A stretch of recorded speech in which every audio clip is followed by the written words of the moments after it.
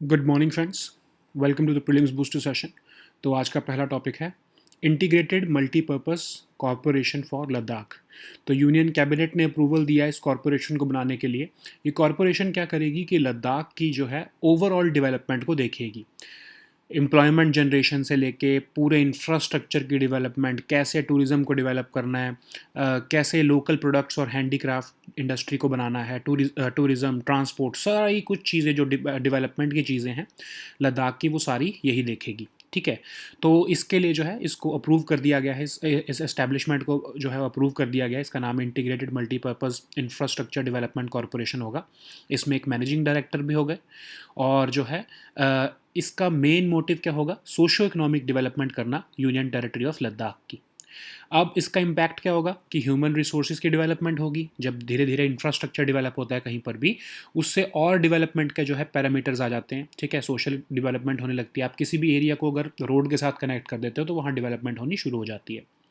और इसका बैकग्राउंड क्या है, एक एडवाइजरी कमेटी, जब हमने 370 जो आर्टिकल है उसको हमने अमेंड किया था, उसके बाद Jammu and Kashmir reorganisation act pass किया गया था उसके लिए। ठीक है, उसी के अंदर सेक्शन 85 के अंदर हमने एक एडवाइजरी कमेटी बनाई थी जो जिसको कहा था कि आप एडवाइस करो कि हम कैसे इस एरिया को और ज़्यादा डेवलप कर सकते हैं। तो उन्होंने बोला कि जैसे आपने अंडमान एंड निकोबार आइलैंड्स में बनाई हुई है एक agency, integrated development corporation limited, ANIIDCO जिसका नाम है, जो कि वहाँ का ऐसा जो है डेवलपमेंट देखती है, सिमिलर लाइंस पर आप लद्दाख में भी इसको बना दो। तो यूनियन कैबिनेट ने इसको अप्रूव कर दिया है अब, क्योंकि एडवाइजरी कमेटी की रिकमेंडेशंस थी। So now let us see this topic in English. Integrated Multi-Purpose Corporation for Ladakh. So Union Cabinet has approved the establishment of this Integrated Multi-Purpose Infrastructure Development Corporation for the UT of Ladakh. This corporation will basically aim to pursue economic development and social development in this UT of Ladakh. So this corporation will look for all kind of developmental projects ranging from infrastructure to industry, tourism to transport, and marketing of local products and handicraft also. So through this developmental projects, the corporation will try to generate employment. It will try to bring inclusive and integrated development in the region. So why this corporation has been formed? Because when we amended the article 370 through the Jammu and Kashmir Reorganization Act of 2019, a committee was formed, an advisory committee was formed under the section 85 of that particular act, and this advisory committee has later recommended that if you want to pursue inclusive development in this area, you should establish a corporation on the lines of ANIDCO. ANIDCO is a similar corporation which exists in Andaman and Nicobar Islands, and on that same line, you should make or establish such an organization in Ladakh also. So, for acting on the recommendation of that committee, the Union Cabinet has approved the same corporation for Ladakh also. Okay, so now let us see the next topic, which is Great Indian Bustard. तो central government ने जो है राज्यसभा में बताया है कि कोई भी अब जो ग्रेट इंडियन बस्टर्ड जो है वो अब कच्छ बस्टर्ड सेंचुरी में नहीं है। ठीक है, तो अब ग्रेट इंडियन बस्टर्ड के बारे में देखते हैं। लार्जेस्ट है, ये सबसे बड़ा बस्टर्ड होता है। जितने भी 4 बस्टर्ड स्पीशीज़ हैं टोटल, उसमें से जो सबसे बड़ा होता है वो ग्रेट इंडियन बस्टर्ड होता है। तो बाकी जो ग्रेट इंडियन बस्टर्ड के अलावा 3 जो है वो MacQueen bustard, lesser florican bustard and Bengal florican bustard है। अब ग्रेट इंडियन बस्टर्ड के जो है श्रिंक होके वो 90% जो है वो श्रिंक हो चुका है। मतलब अगर पहले 100 होते थे तो अब सिर्फ 10 रह गए हैं, सिर्फ 10% रह गए हैं। ठीक है, तो ये जो है ग्रासलैंड में रहना प्रेफर करता है, लेकिन ये इतना बड़ा होता है और ये बहुत ही कम फ्लाइट करता है, मतलब बहुत कम उड़ान भरता है। बहुत ही कम, अगर इसको समझ लो इसको किसी हैबिटेट को ही चेंज करना है तभी ये उड़ेगा, वरना ये उड़ता नहीं है। ठीक है, तो ये ग्रासलैंड इकोसिस्टम में रहता है। तो अगर हमको वहाँ के हेल्थ, ग्रासलैंड इकोसिस्टम्स की हेल्थ देखनी हो तो हम जो है ग्रेट इंडियन बस्टर्ड के वहाँ पर होने से हम ये देख सकते हैं कि वहाँ के जो ग्रासलैंड्स हैं वो कितने अच्छे हैं, ठीक है। तो स्टेटस क्या है इसका, क्रिटिकली इंडेंजर्ड इसको international union for conservation of nature ने बना दिया है, ठीक है। इंडिया ने अभी रिसेंटली जब फरवरी में CMS convention on migratory species of wild animals की मीटिंग में, कॉन्फ्रेंस में बोला कि अब जो है इंडिया में पॉपुलेशन वो 90% श्रिंक हो गई है और इनकी पॉपुलेशन सिर्फ 150 रह गई है, ठीक है। तो अब इसलिए ऑफ कोर्स ये क्रिटिकली इंडेंजर्ड है। अब इसको थ्रेट किस चीज़ से है, सबसे बड़ा थ्रेट इसको है पावर ट्रांसमिशन लाइन से, क्योंकि जब भी ये उड़ने की कोशिश करता है, एक तो पहली बात तो बहुत हैवी होता है, जब ये उड़ने की कोशिश करता है इसका विजन भी कोई बहुत जो है वो दूर तक नहीं होता, ठीक है। तो जैसे ही ये बिल्कुल पावर लाइंस के पास आता है, एक तो इतना भारी है ये, ठीक है, और इसका विजन, इसको दूर से दिखती नहीं है पावर लाइंस, ठीक है, और जब ये बिल्कुल पास आता है तो इसके हैवी वेट होने की वजह से जल्दी से जल्दी अपना जो है ये डायरेक्शन नहीं बदल पाता और ये पावर लाइंस में टकरा कर जो है वो मर जाता है, ठीक है। तो इसीलिए क्या है कि कच्छ और थार डेजर्ट में और राजस्थान में तो कहा जा रहा है कि 18 जो है ग्रेट इंडियन बस्टर्ड वो हर साल मर रहे हैं ओवरहेड पावर लाइंस की वजह से, ठीक है। तो कच्छ और थार डेजर्ट में क्या है कि अभी हमने बहुत ज़्यादा रीन्यूएबल एनर्जी का इंफ्रास्ट्रक्चर बनाया है, तो वहाँ पे क्या किया है हमने, विंड मिल्स लगाई हैं बहुत सारी, तो उसमें भी ये बेचारे कट के मर जाते हैं, बहुत ज़्यादा फंस जाते हैं पावर लाइंस में जो है के साथ, ये इनका जो है वो कोलिजन हो जाता है, उसकी वजह से भी मर जाते हैं, ठीक है। तो इसीलिए जो है बहुत सारे जो हैं कुछ लोगों ने सुप्रीम कोर्ट में ये डाली है एप्लीकेशन, पिटिशन डाली है कि जो पावर लाइंस हैं, पावर ट्रांसमिशन लाइंस हैं, उनको अंडरग्राउंड कर दिया जाए वहाँ पर, ठीक है। लेकिन जो गवर्नमेंट्स हैं राजस्थान की, गुजरात की, वो कह रही हैं कि वो फिजिबल नहीं है उसको अंडरग्राउंड करना केबल्स को, क्योंकि जो है कि अब बहुत ज़्यादा पैसा भी लगेगा और जो है वो बहुत से केसेस में ऐसा टेरेन है कि उसको आप जो है अंडरग्राउंड नहीं कर पाओगे, ठीक है। तो ये डिस्प्यूट चल रहा है सुप्रीम कोर्ट में, बहुत टाइम से केस चल रहा है, पिछले 2-3 साल से, तो खासकर हम करंट अफेयर्स में भी पढ़ रहे हैं, हमने इसको बहुत बार कवर किया है, ठीक है। अब कंजर्वेशन मेजर्स भी देखते हैं। 2015 में गवर्नमेंट ने, सेंट्रल गवर्नमेंट ने GIB स्पीशीज रिकवरी प्रोग्राम बनाया, जिसके अंदर आर्टिफिशियल ब्रीडिंग करके जो है हम ग्रेट इंडियन बस्टर्ड के एग्स को हार्वेस्ट कर रहे हैं, ठीक है। हम उससे जो है वो उनको पैदा करने की कोशिश कर रहे हैं। तो थोड़ा सा एक तरह से कंजर्वेशन, ये जो प्रोग्राम है, रिकवरी प्रोग्राम है, इससे हम ये थोड़ा सा इंश्योर कर पाएंगे कि ये स्पीशीज़ एक्सटिंक्ट तो एटलीस्ट ना हो, ठीक है। बाकी प्रेशर बहुत है स्पीशीज़ पे, बहुत ही, देखो आप 90% श्रिंक हो गई है इनकी पॉपुलेशन, तो ये बहुत एक हमारे लिए बहुत प्रॉब्लम की बात है, ठीक है। अब इसमें एक इंपॉर्टेंट ये फैक्ट है कि कहाँ कहाँ पर अवेलेबल होता है ये, मतलब कहाँ कहाँ पर है ये एग्जिस्ट करता है। एक तो गुजरात में, ठीक है, फिर महाराष्ट्र में, कर्नाटक, आंध्र प्रदेश और इवन पाकिस्तान में, ठीक है। तो ये लोकेशंस याद रखना, सिर्फ राजस्थान और गुजरात ही नहीं है, महाराष्ट्र, कर्नाटका, आंध्र प्रदेश हैं इंडिया में, और पाकिस्तान में भी कुछ जो है ये ग्रेट इंडियन बस्टर्ड जो है वो वहाँ पर भी इनकी पॉपुलेशन पाई जाती है, ठीक है। So now let us see this topic in English. Great Indian bustard, तो recently the central government is informed the Rajya Sabha that no great Indian bustard population exist in the Kutch bustard sanctuary in Gujarat. Okay, so apart from this great Indian bustard, there are 3 other bustard species which are found in India: McQueen's bustard, Lesser Florican bustard, and Bengal Florican bustard. But of course, the great Indian bustard is the largest amongst these four total. Okay, and the problem is that it is so threatened, it is getting extinct, and the population of this great Indian bustard has shrunken to just 10%. Okay, so this great Indian bustard, it prefers grasslands. Okay, so it is also a barometer for the health of our grassland ecosystems. It does not fly regularly, it just engages in occasional flights when it wants to change its habitat.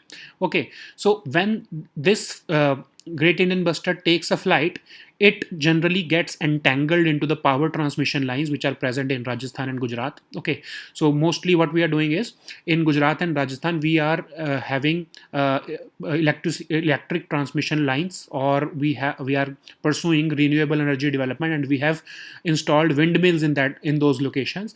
So of course there will be power transmission lines. So what happens is, this GIB, this great Indian bustard, it does not have a very good vision, a frontal vision. So what it does is, it flies, and when it sees, it cannot see a power transmission line from far away.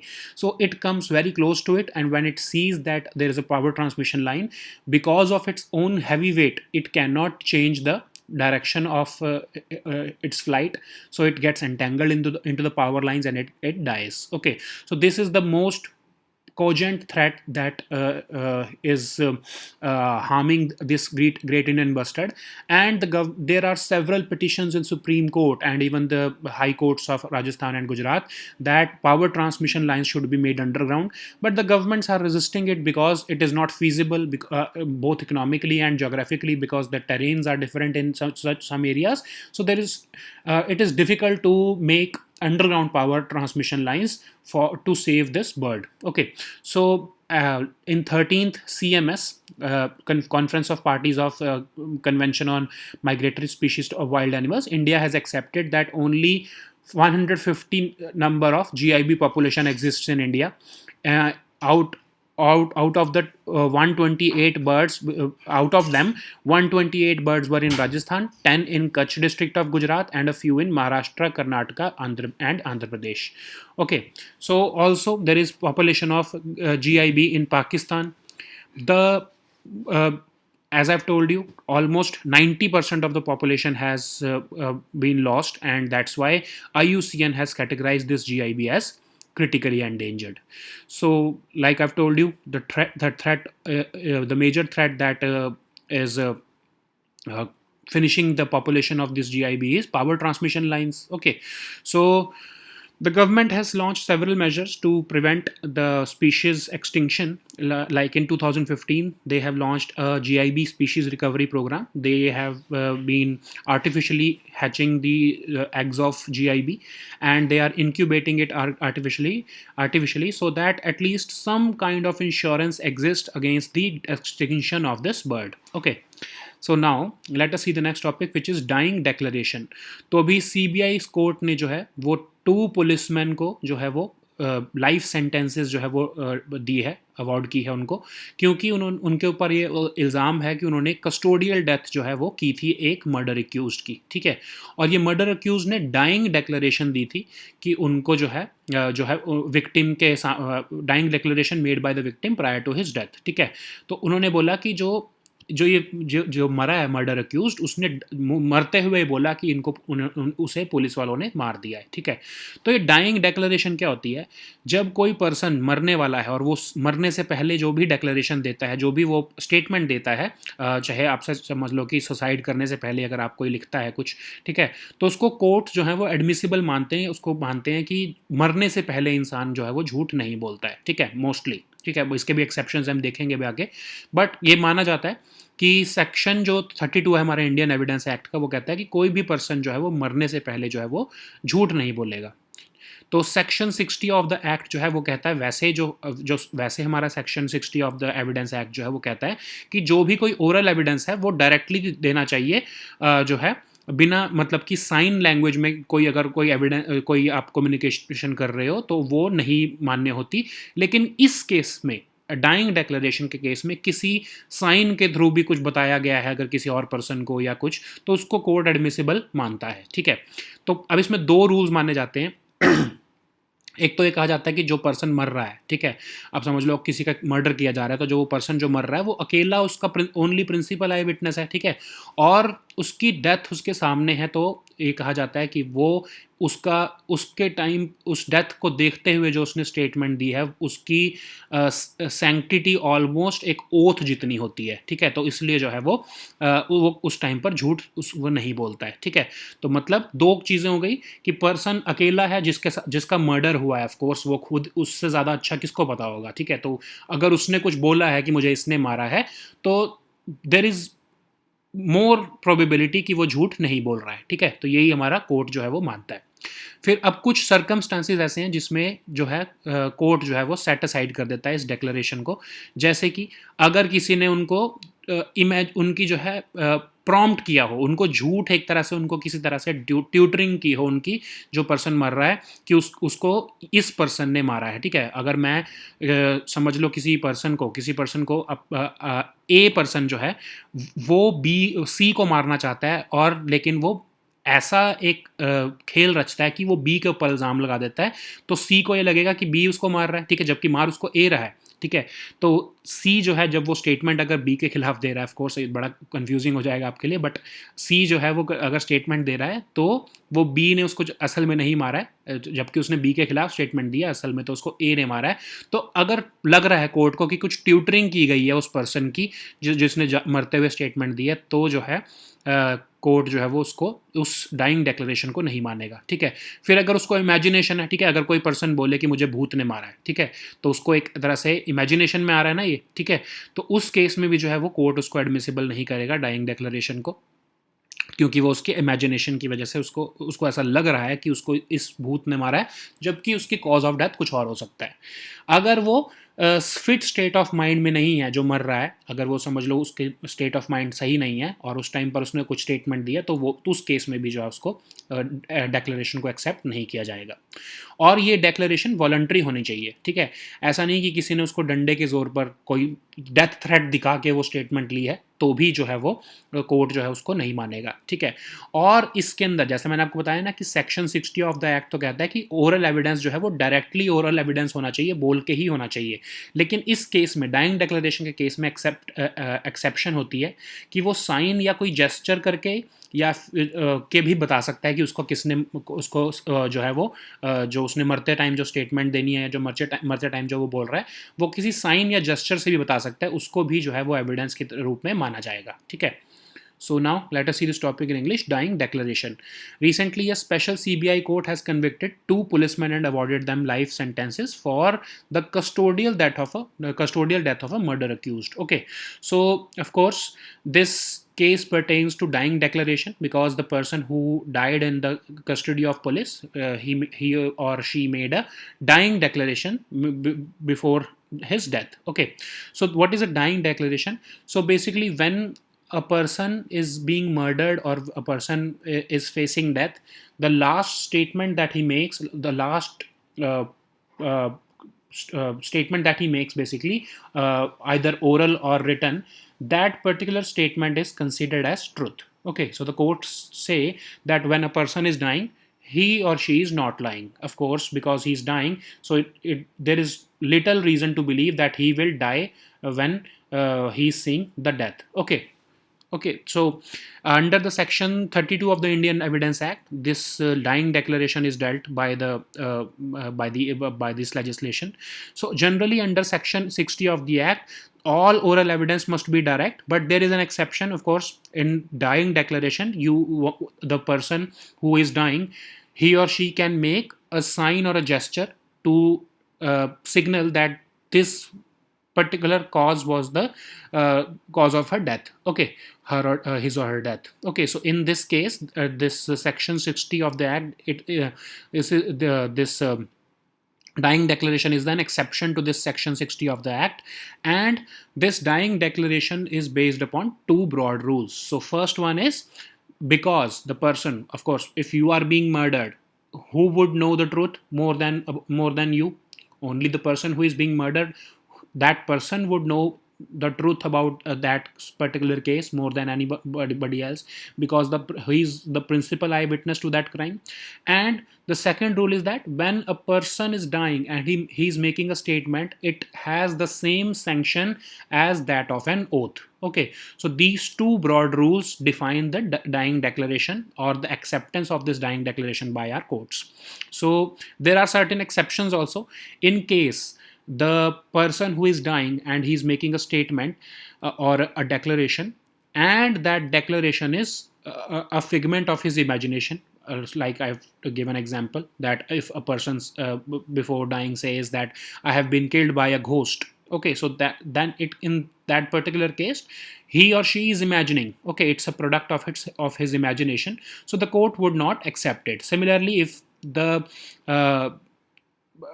the statement or the declaration is being tutored to him, or he or she is being prompted to believe in something else than the truth, and he or she makes that statement, then and the court realizes the fact that the statement made by the person who was dying was being prompted or was being tutored to him by someone else, then in that case also this dying declaration will not be valid. Of course, and there is another case in which the person who is dying is not in a fit state of mind, then the declaration made by that person will not be applicable or acceptable in the court. All these statements, all these declarations must be voluntary. Nobody should force that person to make a statement before death. Okay, so like in case of in case of a police encounter, if that person is forced to video record that no, I have not been killed by this police because the police is threatening him that we will kill you if you don't make this statement, then in that case also this declaration will not be valid. Okay, like I've told you, all dying declarations can also be made through signs or gestures, which is basically an exception to the section 60 of Indian Evidence Act. So that is also valid. Okay, so now let us see the next topic, which is Liverpool. तो Liverpool जो एक city है England की, उसको remove कर दिया है UNESCO ने list of world heritage site से, बिकॉज वो जो सिटी है वो अपनी जो है यूनिकनेस को नहीं प्रोटेक्ट नहीं कर पा रही है. ठीक है, उसने वहाँ पर न्यू बिल्डिंग्स बनानी शुरू कर दी है, फुटबॉल स्टेडियम बना दिया है, जितनी भी उनकी जो विक्टोरियन जो उनका आर्किटेक्चर था उसकी अट्रैक्टिवनेस को वो ख़त्म कर रहे हैं. ठीक है, तो फिर यूनेस्को ने उसका वर्ल्ड हेरिटेज साइट का जो स्टेटस है वो छीन लिया है. ठीक है, तो लिवरपूल को 2004 में वर्ल्ड हेरिटेज साइट बनाया गया था, और इससे पहले भी ऐसा हो चुका है. पहली बार ऐसा नहीं हो रहा कि लिवरपूल को ही का ही स्टेटस छीना गया. इससे पहले एक वाइल्ड लाइफ सेंचुरी ओमान में और एक ऐसी ही साइट है जर्मनी में थी, ड्रेसडन एल्बे वैली, उनका भी स्टेटस ऐसे छीना जा चुका है, बिकॉज वो जो है अपनी जो ये क्राइटेरिया है उसको वो मेंटेन नहीं कर पा रहे थे. ठीक है, तो वर्ल्ड हेरिटेज साइट क्या होता है? कोई भी नेचुरल या मैन मेड, अब ये दोनों याद रखना कि नेचुरल भी हो सकती है और मैन मेड भी साइट हो सकती है, जो कि इंटरनेशनल इंपॉर्टेंस की है. ठीक है, और उसको स्पेशल प्रोटेक्शन की ज़रूरत है. ठीक है, और जो है उसकी कोई ना कोई ह्यूमैनिटी में, कल्चर में या फिजिकल उसकी सिग्निफिकेंस है, तो उसको जो है यूएन रिकॉग्नाइज कर देता है, यूनेस्को रिकॉग्नाइज कर देता है as a world heritage site. UNESCO जो है वो 1945 में उसको बनाया गया था इंटेलेक्चुअल और मॉरल सॉलिडारिटी ऑफ मैनकाइंड के लिए, ताकि पीस को बिल्ड करने के लिए, कल्चर प्रोटेक्ट करने के लिए, हेरिटेज प्रोटेक्ट करने के लिए, उसके लिए उसको यूनेस्को को बनाया गया था. और इसकी जो हेडक्वार्टर्स हैं वो पेरिस और मतलब फ्रांस में लोकेटेड है. So now let us see this topic in English. Liverpool. So the English city of Liverpool has been removed from the UNESCO's World Heritage Site status because it is found to be involved in constructing new buildings, including a football stadium, which is undermining the attractiveness of the Victorian docks, because of which the status of UNESCO World Heritage Site was accorded to this Liverpool at the first stage. Okay, so it was named as a World Heritage Site in 2004. Liverpool is not the first site to be removed from this list of heritage sites. There were two other sites, such as the one in Oman which was removed from this status. Similarly, a site from Germany was removed from this status in 2009. So what is a World Heritage Site? It is basically any natural or man-made area or a structure which is of international importance and it requires special protection. So how a World Heritage Site is selected? So countries propose it to the United Nations, and if UNESCO recognizes it that yes, this site is something unique, something important for humanity, and it holds some cultural or physical significance, then UNESCO can accord this World Heritage Site status to that location. Okay, so UNESCO was founded in 1945. It was founded to develop the intellectual and moral solidarity of mankind, premised upon basically culture, heritage, etc. So its location is Paris. Okay, now let us see the next topic, which is historic urban landscape project. तो ग्वालियर और ओरछा, ये दो cities हैं मध्य प्रदेश में, इनको UNESCO के जो historic urban landscape project के लिए सिलेक्ट कर लिया गया है. और ये जो है प्रोजेक्ट जो है यूनेस्को का, ये 2011 में स्टार्ट हुआ था. उसी के अंडर जो है वो पहले इंडिया में एक और भी साइट्स को सिलेक्ट किया गया. ऑफ कोर्स ये दोनों पहले ही नहीं है, और इनको अब सिलेक्ट किया गया. और इनको अब इसमें होगा क्या कि जो मैनेजमेंट प्लान और डेवलपमेंट प्लान होगा ग्वालियर और ओरछा का, वो यूनेस्को जो है वो प्रिपेयर करेगा. ठीक है, और जो है जो भी प्लान होंगे ये यूनेस्को, गवर्नमेंट ऑफ इंडिया और गवर्नमेंट ऑफ मध्य प्रदेश मिलकर हिस्टोरिकल और कल्चरल इंप्रूवमेंट को मद्देनज़र रखते हुए जितने भी प्लान्स होंगे वो आगे डेवलप करेंगी इन दोनों सिटीज़ के लिए. ग्वालियर जो है नाइन्थ सेंचुरी में बनी थी ये सिटी, ठीक है। इसको गुर्जर प्रतिहार राजवंश, फिर तोमर्स ने रूल किया, फिर बघेल कछावो, फिर सिंधियाज ने रूल किया, ठीक है। अब इंपॉर्टेंट कौन कौन से एरिया हैं, सास बहू का मंदिर, ग्वालियर फोर्ट, फिर एक गुजरी महल पैलेस है वो भी यहाँ पर बहुत फेमस है, ठीक है। ऐसे ही ओरछा जो है वो बुंदेल किंगडम की राजधानी होती थी, ठीक है, 16th सेंचुरी में। यहाँ पर बहुत सारे फेमस स्पॉट्स हैं जैसे राजमहल, जहांगीर महल, रामराज टेम्पल, राय प्रवीण महल एटसेट्रा।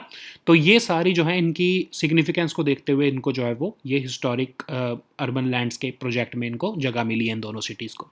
तो ये प्रोजेक्ट है क्या, 2011 में स्टार्ट किया गया।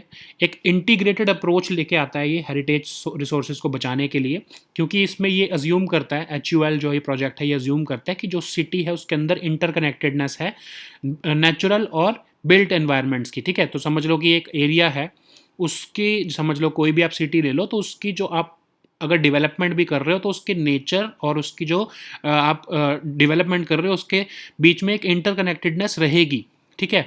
कल्चर की एक इंटरकनेक्टेडनेस दिखेगी आपको through out the city, tangible और इनटेंजिबल वैल्यूज हमेशा प्रिजर्व रहेंगी।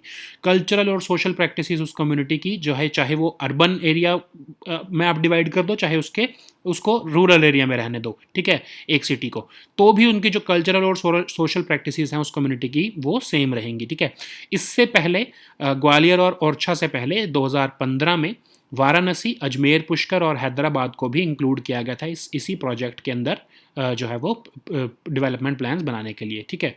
सो now let us see the next topic which is historic urban landscape project.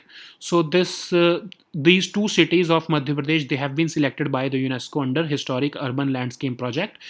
This project was started in 2011. It aims to provide inclusive and well-planned development of these fast-growing historical cities. And these cities were basically selected in December 2020 by the UNESCO World Heritage Cities under the Urban Landscape City Program. Okay, so now what will happen is the development and management plan of these cities will be prepared by UNESCO.